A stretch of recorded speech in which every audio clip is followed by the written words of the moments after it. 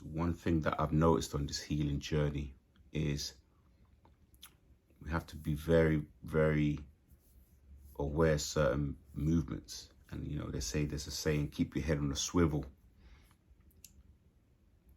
Now, I remember on the last video, I'll be talking about, you know, this area where I work, and there's a guy that's working in the same area as me, and we started at the same time. Now, he would always just brush past.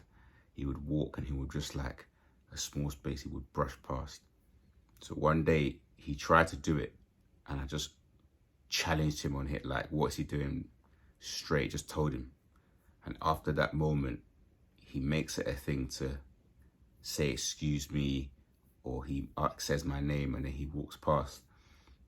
So that's the thing about these people. They don't have any awareness of what they're doing, but also they impose themselves, and they're always testing to see how far they can go.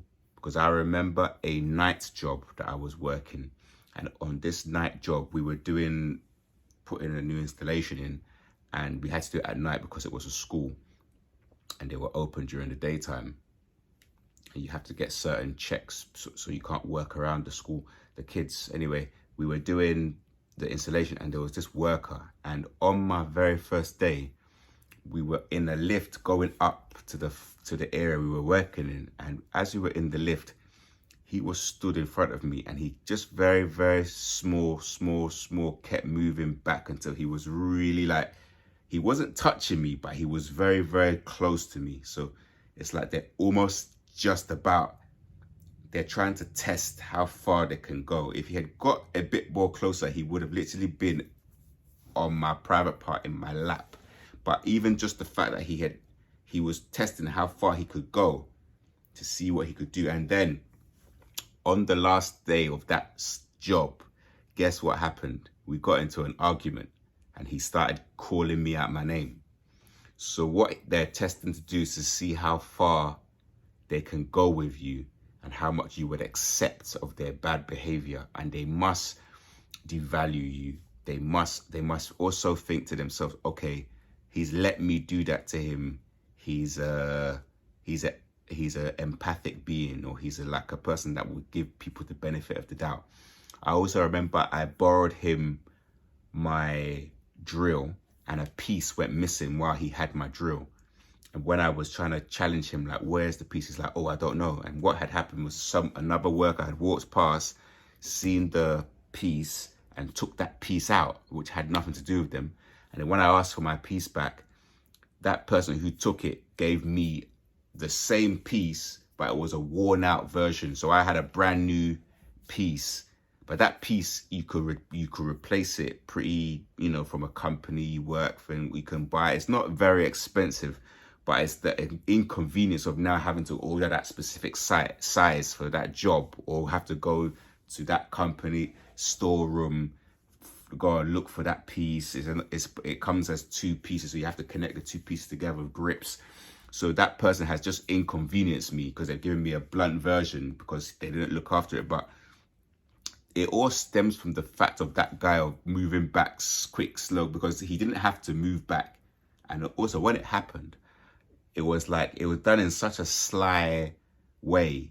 It wasn't offensive. It was just very small. But this is what they do. They do things just small. Two more incidences of this that happened. One was a guy that I lived with, and he would sometimes use the toilet, a number 2, and he would forget to flush it. And sometimes he would flush it. So as soon as I picked up on it was only me and him that was in the space, and he would do that. And I told him, I actually knocked on his door and told him to flush it. So now every day, guess what he did? He made sure he wouldn't flush it. So I would now tell him, can you flush it? So it's like he's getting supply. So it's like another manipulation, control, some kind of, and then they make out like, oh, why are you, it's such a little thing. Why are you making a big deal? Like they gaslight to make it seem like you're the problem. Another one I can remember was I was on a music tour, with a group of people, and I was on this tour, and we were in a van. And when we were in the van, there were seats in the back of the van, and we would drive like from city to city over Europe. I don't know where we were. I think might have been in Germany or something.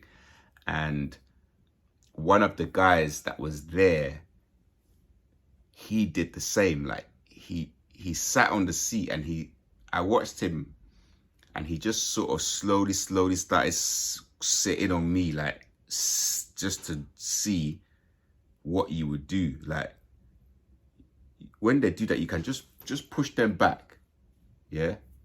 Because of how we've been brought up, it's almost like we have to reintegrate with ourselves, and we have to make the outline of our body is bigger than just the outline. It's like like 3 or 4 inches. Like, don't let people come in there. If they come in there, make yourself big. If you have to push them or just stretch to let them give you that space because you deserve it, let them do it, because this is from childhood. Like you for some reason you were not shown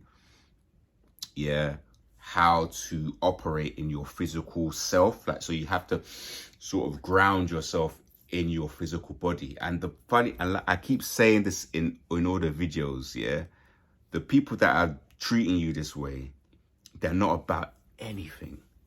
They're not going to fight you. They're not going to take it there with you. They don't want it. So why they do it, I really don't know.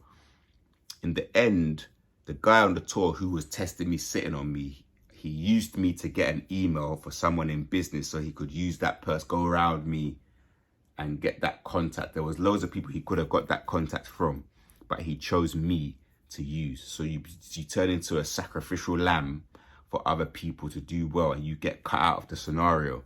It's all a part of the game. So we want to be useful, but we don't want to be used, Even if you're used to an extent, because you're useful and you're being remunerated, you're being taken care of to a point, that can be okay. But with a lot of these psychopaths, narcissists, energy vampires, the whole thing is to exploit you, to manipulate, to use, to control you.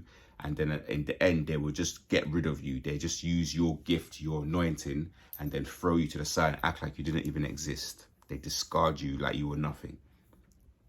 It's all about using you to bring their attention to themselves. So that's something to look out for. So just reintegrate with that part of yourself, make yourself big, and just be still. Take a moment or two to respond. Sometimes you don't have to respond. Sometimes when they do these behaviors, Most High sees, Most High will get them. They will get their karma. Like there's not always something that you have to always make a big hullabaloo out of it. But the thing about what I've found is when you leave things with these type of people, they tend to be testing you to do something even bigger or harsher in the future. So it's better to, when you see something, cut it out, cut it straight. Like, oh, look, I didn't like the way you did that, or can you not do that, please? Or can you give me space? I'm trying to move, or excuse me, this, and just like deal with it in the moment.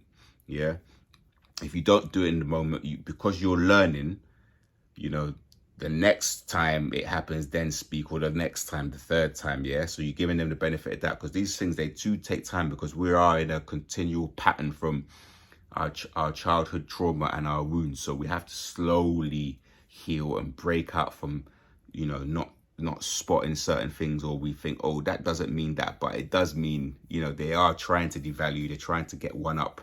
We don't look at life the same way as them, but we need to create space for us to be able to have peace and be in our true, authentic selves without any reprieve or fear of reprieve.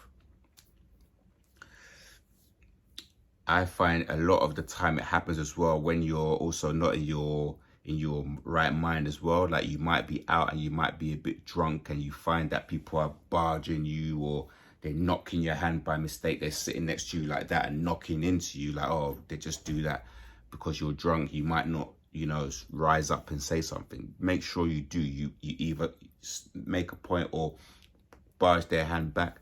A lot of this stuff is on purpose. When you're walking down the street and a normal person, if there's space, they will actually give space. Yeah, give space if you can, but you will see that these energy vampires will literally let their jacket brush you. They don't care. The smallest space that there is, they're going to walk between you and that small space. I've had times when people tried to walk into the small space and I just moved into the small space, so they actually have to walk around me. So it just sometimes depends on how you're feeling. But a lot of the times they're not even worth it. Like, they're just little scared children. They're not worth the confrontation. But get used to these confrontations.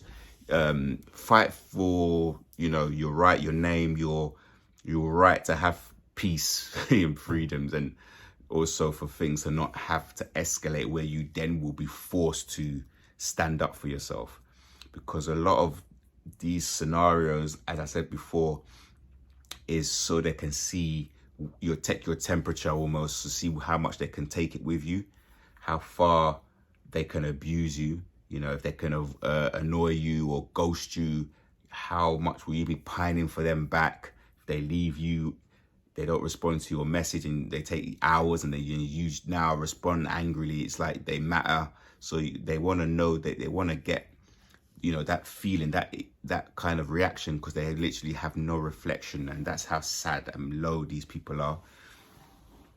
I wanted to make a video on that. Yeah, so definitely breathe, move your body, come back into your body.